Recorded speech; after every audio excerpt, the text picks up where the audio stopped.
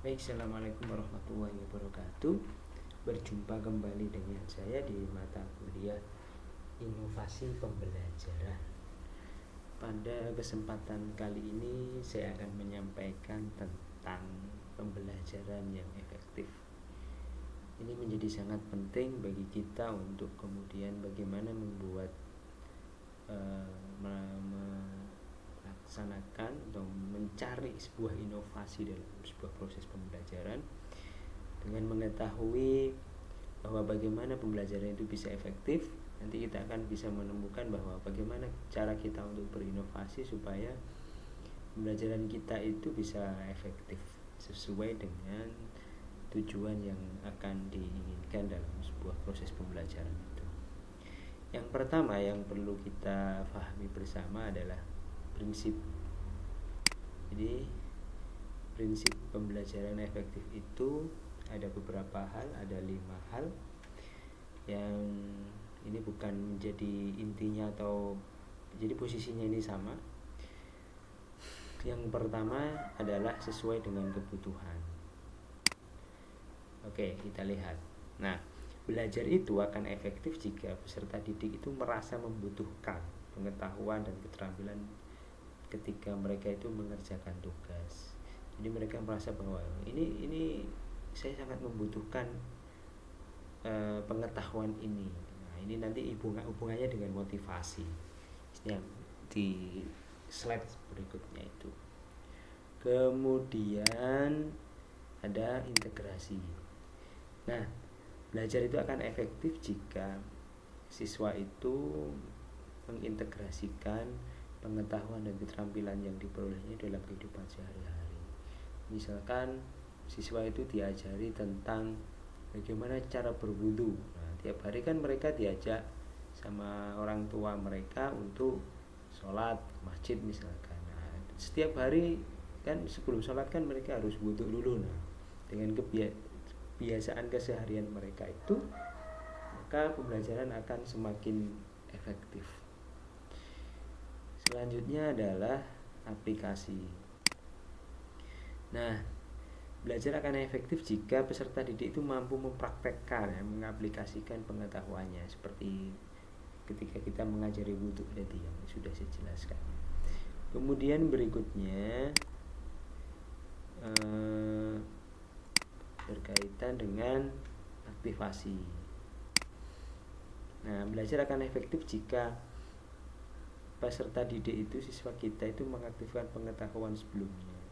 Jadi ketika kita mengajari pembelajaran bagaimana cara berwudu misalkan, sebelum kita mengajari ternyata mereka sudah memiliki pengetahuan tentang wudu misalkan, meskipun sedikit atau paling tidak mereka sudah pernah membaca gitu sedikit 30%. Nah, kita tinggal nambahin yang 70%, atau mereka ternyata sudah memahami 50%, kita tinggal nambahin yang 50% saja begitu, sesuai dengan pengetahuan sebelumnya.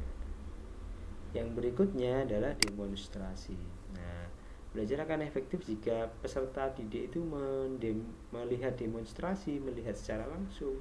Kalau kita mengajari wudhu dengan cara hanya berceramah saja, itu akan lain hasilnya ketika kita mengajari dengan cara mempraktekannya. Anak-anak, wudhu itu caranya begini, nah, dipraktekkan langsung. Nah, itu akan lain ceritanya ketika kita hanya berceramah saja.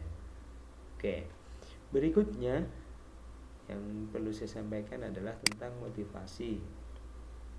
Motivasi belajar itu ada dua, ada ekstrinsik dan intrinsik. Kalau ekstrinsik itu dari luar, jadi misalkan hal-hal yang menstimulus atau hal-hal yang membuat siswa itu merasa termotivasi dari luar dari luar dirinya. Misalkan, oh gurunya kalau ngajar enak, misalkan, oh ternyata sistem pembelajarannya menyenangkan, gaya mengajarnya guru itu asyik gitu.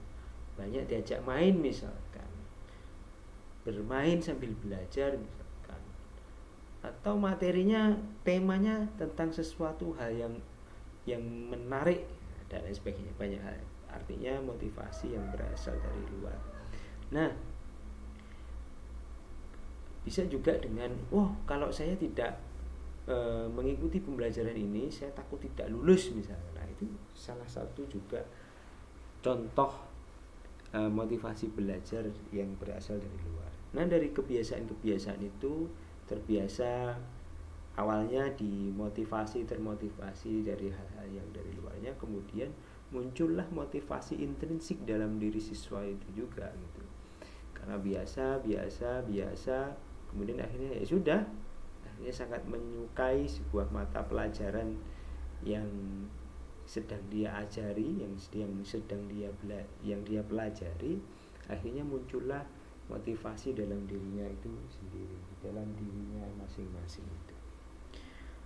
Berikutnya tentang taksonomi pembelajaran. Nah, inilah yang ada hubungannya dengan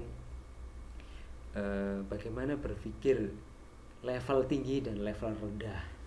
Jadi mulai dari C1 itu level rendah, C6 itu level tinggi. Maksudnya begini, pada tahun 1956 itu ada Dr. Benjamin Bloom. Dia mengklasifikasikan, mengeluarkan teori mengklasifikasikan. Taksonomi itu artinya klasifikasi. Dan ini sangat membantu banyak orang untuk menentukan tujuan pembelajaran. Jadi terus kemudian direvisi pada tahun 2000 oleh Anderson itu. Jadi level terendah proses berpikirnya siswa itu, berpikirnya manusia itu, atau kalau guru itu menentukan pembelajaran itu level pengetahuan. Jadi kalau kita mengajar sesuatu itu, kita berada di level apa? Hanya di proses pengetahuan saja, hanya memberikan pengetahuan saja bahwa misalkan wudu itu begini anak-anak, wudu itu wajib sebelum sholat itu. Atau naik lagi di atasnya tingkat pemahaman, memahami bagaimana anak-anak itu bisa memahami rangkaian cara wudu itu. Atau naik lagi, bagaimana ketika kita memberikan pembelajaran tentang wudu itu, anak-anak bisa mengaplikasikannya, mempraktekannya, kemudian menganalisis apakah sudah benar ya cara ini itu, begitu. Kemudian menyimpulkan bahwa cara yang sudah dilakukannya dia itu sudah benar sesuai dengan kaidah fikih yang berlaku. Nah, kemudian mengevaluasi bahwa ada beberapa cara, ada beberapa kesalahan, kalau yang ini dilakukan ini keliru, kalau ini dilakukan ini benar sesuai dengan kaidah fikih dalam proses wudu itu misalkan. Nah, itu. Nah, ini taksonomi Bloom kemudian direvisi tahun 2000 dengan kata kerja. Hampir mirip saja sih sebenarnya. Intinya adalah kalau kita menentukan tujuan pembelajaran kita itu pada level C1 ini, ya ini masih level berpikir rendah, kita mengajak siswa kita itu berpikir rendah. Maka nanti proses pembuatan pertanyaan-pertanyaannya pun juga levelnya level rendah begitu. Tapi kalau sudah level C6 ini sudah evaluasi begitu. Nah, oke, selanjutnya adalah tentang aktivitas pembelajaran. Nah, ini juga modelnya hampir sama seperti taksonomi itu. Jadi kalau siswa kita itu hanya diajak untuk suruh membaca, nah, maka dalam 2 minggu berikutnya dia hanya akan mengingat 10%-nya saja. Tapi kemudian ketika siswa kita itu juga diajak kemudian mendengar saja, nah ini mendengar saja hanya 20%. Kemudian melihat saja hanya 30%. Nah, tapi kalau kita mengajak siswa kita itu melihat dan kemudian juga mendengar, itu akan membuat daya ingatnya itu 50% yang diingat. Kemudian kalau kita memberikan pembelajaran, mengajak 70% itu langsung apa yang kita dengar, kemudian mereka yang kemudian menyatakan diri, mempresentasikan misalkan, itu akan teringat 70%. Tapi kalau kemudian secara keseluruhan mempresentasikan, kemudian melaksanakan, menstimulasi, nah, selain mereka hanya juga menjelaskan, juga melakukan gitu. Contohnya yaitu tadi, Kalau kita memberikan pembelajaran cara berwudu, kalau anak-anak itu disuruh membaca saja, ya sana dibaca halaman sekian tentang wudu, ya sudah, hanya 10% saja yang teringat. Tetapi kalau kemudian level tinggi itu, mereka diminta untuk menjelaskan kembali apa yang sudah dia baca, kemudian melihat apa yang sudah dia lihat dari video praktik wudu misalkan, dan kemudian juga mereka melakukan mempraktekkannya secara langsung, maka 90% itu yang kemudian akan mereka ingat. Nah, berikutnya adalah tentang strategi bertanya. Nah, rangkaian tahapan guru bertanya itu seperti ini. Nah, guru menyampaikan pertanyaan, kemudian siswa menerima pertanyaan, siswa berpikir. Nah, ini siswa tidak tahu, langsung balik ke gurunya, atau siswa ini menunggu jawaban tidak tepat, jawaban hampir tepat, kemudian jawaban tepat. Nah, waktu tunggu 2 ini, kemudian bagaimana respon guru. Nah, dalam konteks strategi pertanyaan ini, upayakan bahwa rumusan pertanyaan itu dapat memotivasi siswa untuk berpikir. Nah, balik lagi ke taksonomi itu tadi, apakah kita itu hanya memberikan pengetahuan saja, atau sampai tahapan anak-anak itu bisa mengevaluasi, berpikir begitu. Nah, di bawah ini nanti akan ada contohnya. Kemudian tidak mengajukan pertanyaan yang dijawab dengan ya atau tidak. Nah, itu tidak ngajak anak-anak berpikir, menghindari pertanyaan yang tidak dijawab. Nah, sama juga. Oke, contohnya seperti ini.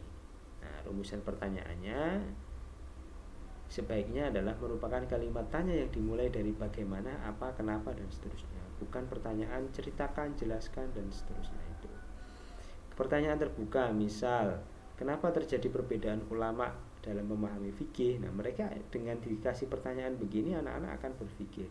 Bukan kemudian mereka hanya menjawab ya dan tidak. Nah, iya, tidak, gak mikir akhirnya.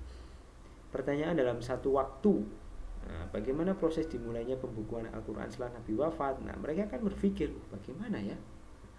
Terus kalau kita memberi pertanyaan yang 2 dalam satu waktu, mereka akan tambah bingung gitu. Pada masa Khalifah, siapa dimulai pembukuan Al-Quran? Misalkan Abu Bakar. Terus kemudian mereka harus menjawab lagi, bagaimana prosesnya? Ini satu pertanyaan 2 jawaban yang kemudian akan membuat agak membingungkan siswa kita. Kemudian pertanyaan yang membutuhkan eksplorasi pemikiran. Contohnya begini, bagaimana kaidah fikih dalam hal toharoh? Nah, ini akan mengajak anak-anak itu berpikir. Beda lagi kalau kita bertanya begini, apa pengertian toharoh? Ya sudah, mereka fokusnya hanya pengertiannya apa begitu, bukan kemudian mengeksplorasi bagaimana sih prosesnya sampai kepada prosesnya, dan bagaimana sampai pada prakteknya. Yang terakhir adalah pertanyaan yang dapat dijawab. Apa bukti yang menunjukkan bahwa langit, bumi, dan seisinya diciptakan? Nah, mereka akan berpikir apa ya begitu. Bukan kemudian kenapa langit dan bumi diciptakan. Nah, ini akan sulit sekali dijawab dan membuat siswa kita itu semakin bingung. Nah, begitu. Baik, demikian paparan singkat tentang bagaimana pembelajaran efektif itu. Wassalamualaikum warahmatullahi wabarakatuh.